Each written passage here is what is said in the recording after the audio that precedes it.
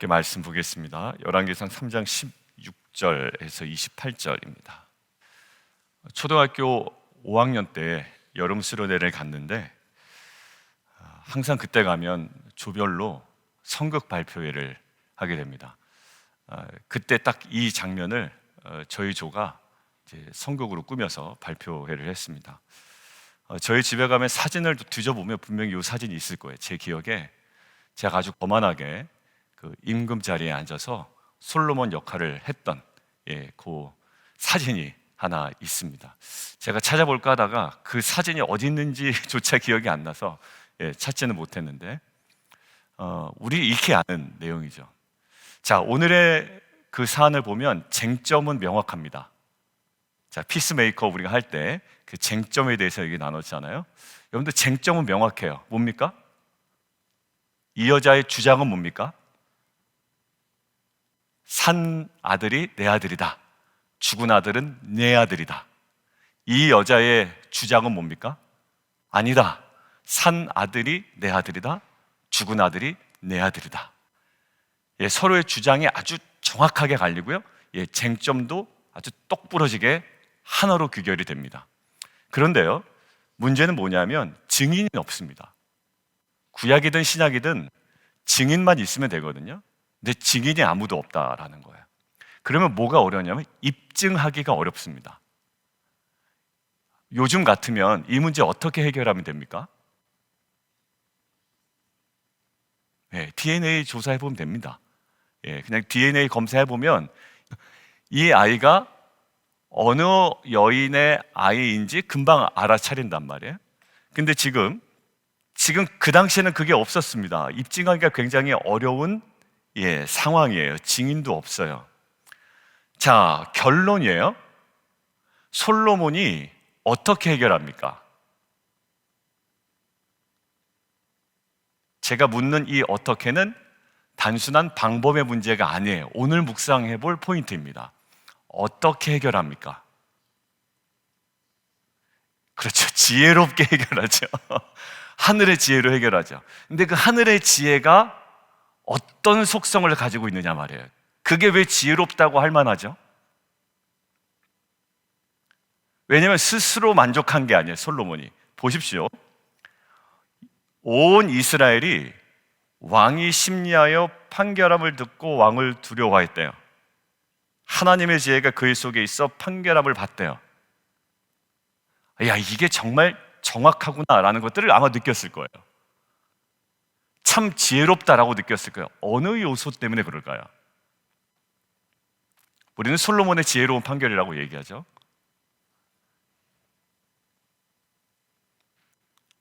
어머니라면, 진짜 어머니라면 가지고 있어야 할 무엇을 근거로 판결했을까요? 모성애, 그렇죠. 그게 오늘 솔로몬이 발휘한 지혜의 핵심이었습니다. 그 아이의 어머니라면 당연히 갖고 있어야 할 모성애를 근거로 솔로몬은 판결을 진행합니다. 자, 그 어머니의 마음이 어땠는지 오늘 본문은 정확하게 기록을 하고 있습니다. 26절 함께 보시죠. 같이 한번 읽습니다. 시작. 그 산 아들의 어머니 되는 여자가 그 아들을 위하여 왕께 아뢰되 청하건대 내 주여 산 아이를 그에게 주시고 아무쪼록 죽이지 마옵소서. 오케이, 거기까지. 밑줄 어디다 그시면 될까요? 그 아들을 위하여 마음이 불붙는 것 같았대요. 이게 모성애입니다. 솔로몬의 지혜는 다른 데 있지 않고요, 아주 간단하지만 명확했습니다. 어머니라면 너무나도 당연하게 갖고 있어야 할 그 자녀에 대한 모성애를 근거로 판단합니다. 이것들을 묵상하는데 하나님은 우리의 중심을 보고 계시죠. 굳이 드러내지 않아도 하나님은 우리의 마음을 아실 겁니다. 그러한 하나님조차도 정말 나를 사랑한다면, 그리고 하나님을 정말 경외한다면, 하나님을 계심을 믿는다면, 오늘 마치 자신의 아들이기 때문에 모성애가 이러한 방식으로 드러나는 것처럼 정말 하나님 계심을 믿고 하나님을 사랑하고 하나님을 경외한다면, 물론 중심을 다 보고 계신 하나님이시지만 어떤 방식으로건 드러나야 한다고 이야기하는 본문이 사실 성경에 적지 않다라는 것이 묵상이 됐습니다. 여러분 바로 아마 떠오르신 분 계실 거예요. 내가 이제서야 하나님 경외하는 줄을 내가 알겠다. 굳이 행동하지 않아도 하나님은 우리의 중심을 보시기 때문에 우리의 행동 이전에 우리의 중심을 알아보신 하나님이신데도 불구하고 특히 그 사람에게는 이렇게 얘기하셨단 말이에요. 야, 이제 네가 나를 경외하는 줄 알겠다. 누구예요? 아브라함입니다. 그 시점이 언제입니까? 독자 이삭을 말씀에 근거하여 주저함 없이 아낌없이 바치기로 결단할 때, 그때 하나님께서 아브라함에게 하신 말씀이에요. 오늘 솔로몬이 판결을 내린 것은 무엇에 근거하여? 그 아이의 진짜 엄이라면 당연히 갖고 있어야 할 자연스러운 모성애에 근거하여 판결한 것처럼, 하나님은 아브라함을 무엇으로 판단하십니까?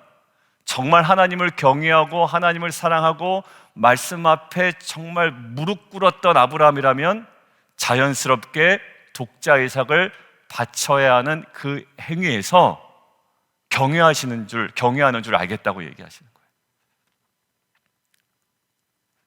하나님의 지혜는 어디 있었습니까? 그 여인에게 있었던 본성에 있었다라는 거예요. 증인 없어요? 쟁점은 명확하지만 증인 없습니다. 입증할 방법이 없는 거예요. 그런데 아주 선명한 이 아이의 엄이라면 자연스럽게 그 안에 내재되어 있는, 그리고 숨길 수 없는, 여기 나오는 마음이 불붙는 것 같은, 그리고 어디에 그 아들을 위한 이 모성애에 근거하여 이 솔로몬은 판결합니다. 독자 이삭을 아끼지 않고 하나님께 온전히 드리기로 작정한 아브라함의 그 모습에 하나님은 네가 나를 이제 경외하는 줄을 내가 알겠다라고 이야기합니다. 경외한다면 할 수 있는 거예요. 우리 성경에 이렇게 나와 있죠. 믿음이 없이는 하나님을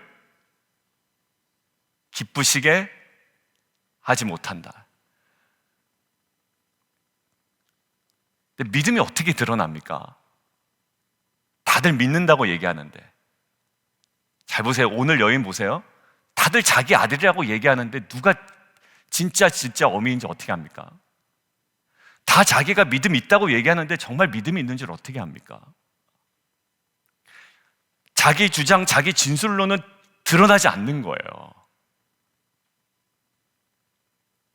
나 하나님 경외합니다라고 얘기하고 하나님 사랑합니다라고 얘기하는데 자기 주장은 있는데 어떻게 입증합니까? 그런데 믿음이 없이는 하나님을 기쁘시게 하지 못한대요. 그런데 그 믿음이 있는 자는 어떻게 해요? 하나님이 계신 것과 그를 찾는 자에게 상 주시는 이심을 믿어야 할지니라. 여러분들, 그러면 그 믿음이 있는 자는 무엇을 할까요? 하나님 계시기 때문에 기도하겠죠. 얼마 전에 이혜준 목사님 말씀하셨나요? 하나님 기도하지 않는 이유? 하나님 계신 것에 대한 불신에서부터 시작되는 거예요. 여러분들, 이것들을 묵상하는데 당연히 나타나는 본성에 대해서, 물론 그것을 다루는 본문은 아니지만 복음서에 그런 것들이 사실 몇 개가 있는 것 같아요. 그래서 찾아봤어요. 오늘 마태복음에 보면 이런 본문이 있어요. 천국은 마치 밭에 감추인 모와 같다. 보아 같대요. 사람이 이를 발견했습니다. 뭐를? 밭에 감추어져 있던 보아를 발견한 거예요. 자, 그러면 어떻게 한다고요? 발견한 후에 지극히 지금 본성을 얘기하고 있는 겁니다. 본성이에요. 밭에 감추인 보아를 발견했어요. 그럼 발견한 후에 성경은 뭐라 나와 있냐면 숨겨두고 기뻐한대요. 여러분들 본성입니까? 결단입니까? 이게 오늘 이제 핵심 포인트예요. 본성입니까? 결단입니까? 본성이에요. 숨겨두고 키득키득 웃어요. 기뻐해요. 그래서 돌아가서 자기 소유를 다 팔아 뭐 한다고요? 그 밭을 산대요. 자, 그런데 이것들을 가만히 보다가 어느 한 분의 묵상 내용을 제가 발견했어요. 제가 그대로 하나 읽어드릴게요. 그러한 보물에 기뻐하는 자는, 밭에 감추인 보아에 대해 기뻐하는 자는 이미 결단을 필요로 하지 않는다. 결단은 이미 내려졌다. 발견자에게 그러한 결단의 수고를 이미 덜어주었다. 여러분들, 저는 막 온몸이 막 뜨거워졌는데 이거 읽다가 발견이라는 그 자체가 발견자에게 수많은 결단의 수고를 이미 덜어주었다라는 거예요. 발견자의 그 행위, 숨겨두고 기뻐하여 돌아가서 소유를 팔아 그 밭을 사는 행위는 결론 희생이 아니라 뭐다? 당연한 일이다. 그러나서 오늘 본문으로 다시 들어갔거든요. 오늘 솔로몬 이 본문, 제가 선국의 솔로몬으로 수련했던 그 본문. 자, 그러니까 이 26절에 산 아들의 어머니가 그 아들을 위하여 마음이 불붙는 것 같은 것은 결단입니까? 아니죠. 결단이 아닙니다. 이미 결단을 넘어선 본성이었던 거예요. 그리고 자기 아들을 포기하는 것, 자기 아들을 죽이지 말라라고 내뱉은 것은 어떤 심각한 고민과 갈등에서 이루어진 것이 아니라 어머니이기 때문에 이미 어떤 희생도 아닌 거예요. 자기 아들을 위하여 그 아들을 살리고 어떤 희생도 아니라 그 어머니 입장에서는 모성애로 인한 당연한 것이었다. 한 학자가 이렇게 얘기했습니다. 밭 가는 자가 발견한 보물과 그가 치러야 할 대가는, 다시요, 이미지 떠올려 보세요. 밭을 가는 자가 발견한 그 보아와 자신이 치러야 하는 대가는 비교 대상이 되지 않는다. 언뜻 보면 밭 가는 자가 밭을 사기 위하여 자신의 전 재산을 파는 행위가 매우 훌륭해 보이죠. 근데 훌륭하지 않다라는 거예요. 지극히 당연한 본성이라는 거예요. 지금 어머니 행동이 훌륭해 보입니까? 예, 훌륭해 보이기도 하지만 이것은 어머니이기 때문에 당연한 것이라는 거예요. 자, 적용합니다. 성도고 제자예요. 그리고 그런 질문으로 저에게 여쭤보시더라고요. 성도이고 제자예요. 예, 성도라면, 그리고 예, 정말 제자라면 우리에게 자연스럽게 나타난 그 본성이 있다는 거예요. 여러분들, 이게 제가 이제 어제 설교 준비하면서 이게 또 기독교 신앙에 대해서 약간 삐뚤어진 마음이 있는 분에게는 하나의 율법이 될 수가 있겠다라는 생각이 들더라고요. 뭐죠? 결국 성도기 때문에 그런 삶을 살고 아니면 성도 아니라는 거네. 아니, 그렇지 않습니다. 그렇지 않아요. 여러분들, 성령의 9가지 열매는 우리가 노력으로 되는 겁니까? 아니면 성령으로 인하여 우리에게 자연스럽게 순차적으로, 단번은 아니지만 맺어가는 겁니까? 맺어가는 과정이죠. 그러니까 제가 여러분들과 저에게 강조하고 싶은 것은 성도기 때문에 입증을 해라라고 얘기하는 게 아니에요. 입증이 되기 마련이다라는 거예요. 성령을 통해. 성령에 대해서 강조가 됐지 않습니까? 집사님 괜찮은 것 같아요. 네, 아니요, 괜찮아요. 지금 괜찮아요. 성령을 통해 우리에게 여성 집회 때도 얘기했지만 성령을 통해 이것이 우리에게 막 성령이 우리 보고 하라고 강요해서 우리가 하는 게 아니라 성령을 통해 우리 가운데 일어나고 있어요. 여러분들, 이걸 우리는 어떻게 되냐면 민감하게 깨달아야 돼요. 아, 내가 아니었구나. 자기 자신도 이거 너무나도 성령을 통한 자연스러운 변화였구나. 큰 변화가 아닐 수도 있어요. 근데 명확한 변화가 일어난단 말이에요. 아, 예전에 내가 맨날 그런 얘기나 하고 좋아하고 이런 가치나 따라가고 그 수준에 머물렀는데, 우리가 새벽에 얘기하는 그 수준에 머물게 하지 않는구나. 주일 예배처럼. 이 모든 것들이 성령의 역사하심이었구나라는 걸 느끼는 거예요. 그 로마서에서는 무슨 일이 벌어지냐면 자기 안에 두 가지 법이 싸운다라는 거예요. 여전히 두 가지 법이 싸워요. 그런데 로마서 8장으로 가는 게 우리 인생이라고요. 여러분들 잠깐 볼게요. 항상 갈등합니다. 사도 바울도 구원받은 이후에도 오라 내 속에 정말 공고한 자가 있다라는 거예요. 나는 공고한 사람이야. 누가 이 사망하면서 나를 건져내라. 하나님의 법을, 육신으로는 죄의 법을 사모한대요. 그런데 그러므로 이제 그리스도 예수 안에 있는 자에게 결코 정죄함이 없다라는 거예요. 예전에는 갈등하다가 그냥 계속 넘어졌어요. 뒤로만 갔다고요. 그런데 이제는 어느덧 보니까 그런 자꾸 갈등과 내 안에 두 가지 법이 막 갈등해서 싸우는데 이제는 어디로 갑니까? 이제는 복음으로 갑니다. 이제는 거기에 넘어져서 거기서 울고 있지 않아요. 이제는 거기서 울고 한탄하고 들장미 소녀 캔디처럼 자신을 그냥 몰아세우지 않는다고요. 그러니까 예전에는 그 사람을 위로하고 너는 여전히 실패한 사람이고 내가 너를 위로해야지 위로가 되는 사람이었어요. 그 사람이 항상. 그러니까 그 사람을 위로하려면 완전 그 사람과 동등하게 물론 우리가 내려가야 되지만 이제는 어디에? 이제 끌어당겨지는 거예요. 복음으로. 했죠? 분명한 복음 안에 우리가 서야 되는 거예요. 그냥 마냥 했다가는요, 이게 완전 나락으로 더 떨어지더라고요. 왜? 자신에게 있는 악함은 보지 못하고 남에게 전가하는 말들이 막 나오거든요. 여러분들, 정말 나의 실패고 나의 완전한 절망 가운데 들어가야 돼요. 거기서 하나님을 만나야 되는데 자신의 절망으로 인하여 내 정말 연약함을 보지 못하고 남 탓을 한다면 이 죄성이 말이죠.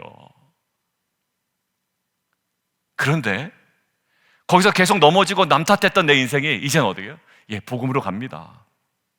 예수 안에 있는 자는 결코 정죄함이 없기 때문에 이제 생명의 성령의 법이 죄와 사망의 법에서 나를 구원했다는 사실 앞에 내가 자꾸 섭니다. 넘어지지 않느냐? 넘어져요. 그렇지만 이제는 조금 달라졌어요. 보여져요. 뭐냐면 성도에게 주어지는 성령을 통한 생명의 성령의 법을 통한 우리에게 주어지는 변화였단 말이에요. 여러분들 말씀 오늘 맺습니다. 오늘 솔로몬이 나타난 지혜는 다른 지혜가 아니에요. 어머니라면 당연히 나타나야 하는 그 본성이었어. 모성애를 근거로 지혜를 합니다. 하나님도 아브라함의 독자 이삭을 바치는 모습을 보고 내가 이제 나를 경외하는 줄 알겠다. 그리고 밭에 감추인 보아 발견한 사람은 대단한 어떤 헌신이 아니었던 거예요. 자연스러운 본성이었다라는 거예요. 희생이 아니라 당연한 일이다. 성도라면, 복음 안에 있다면, 성령으로 우리가 다스림을 받는다면 우리가 느낄 수 있고 감지할 수 있고 누릴 수 있는 그 당연한 것들이 있습니다. 우리가 죄인이기 때문에 너무나도 당연한 반복적인 죄도 있지만 그 성령의 통치하심과 다스림 속에 있는 지금 이 영광스러운 성령의 시대를 살아가는 저 여러분에게 반드시 누려야 되는 것들이 있다라는 거예요. 이것들을 망각하지 마시고 놓치지 마시고 믿음으로 우리가 확신 가운데 붙듦을 통해 이 생모에게 나타난 자연스러운 모성애가 성도와 제자로서 나타나는 자연스러운 영광스러운 이 신분의 귀한 것들이 우리 안에 삶의 열매로 하나하나 드러내는, 그래서 오늘 처음에 말씀 보기 전에 기도한 것처럼 진정한 빛과 소금의 영광의 삶을 살아가는 저와 여러분 되기를 주님의 이름으로 축원합니다. 함께 기도하겠습니다. 예, 그러고 보니까 맞는 것 같아요. 밭가는 자의 희생이나 대가에 막 초점을 맞추지 않아요. 그 마태복음은 어디에 초점을 맞춥니까? 그 밭에 숨겨진 보화의 가치에 초점을 두고 있는 거예요. 사실 오늘 보면 어머니의 희생, 아니요, 당연한 거예요. 당연한 거기 때문에 솔로몬이 그것에 근거의 판결을 내리는 겁니다. 지극히 당연한 거기 때문에. 근데 뭐의 가치를 알아요? 진짜 어미는 자기 아들의 생명의 가치를 압니다. 그러니까 마음이 너무 뜨거운 거예요. 어디에 초점? 아들의 생명의 가치를 아는 생모의 모성애. 훌륭하다, 대단하다? 아니요, 그렇지 않아요. 당연한 것이다. 그 당연한 것에 근거를 두고 오늘 솔로몬은 판결을 합니다. 우리는 질그릇 같아요. 그런데 그 질그릇에 담긴 보화가 있어요. 그것 때문에 우리의 가치가 올라가는 겁니다. 그것 때문에 우리가 포기할 수 있는 것이고, 그것이 우리의 대단한 결정이 되지 않을 수 있는 거예요. 그것이 우리의 공로가 되지 않을 수 있는 겁니다. 왜요? 오히려 이미 받은 은혜가 있기 때문에 그것이 우리에게 절대 공로가 될 수 없다고 신학자들은 누누이 강조했던 게 바로 그거였던 거예요. 은혜가 너무 커서 우리가 마치 결단한 듯한 그 부분까지도 공로가 되지 않는다라는 거예요. 오늘 어미가 공로입니까? 아니요, 지극히 자연스러운 거예요. 생명의 가치를 하는, 자기 아들을 너무나도 사랑하는 어미로서 나타나는 지극히 당연한 본성이에요. 하나님 성도이기에, 제자이기에 우리에게 주신 은혜가 있습니다.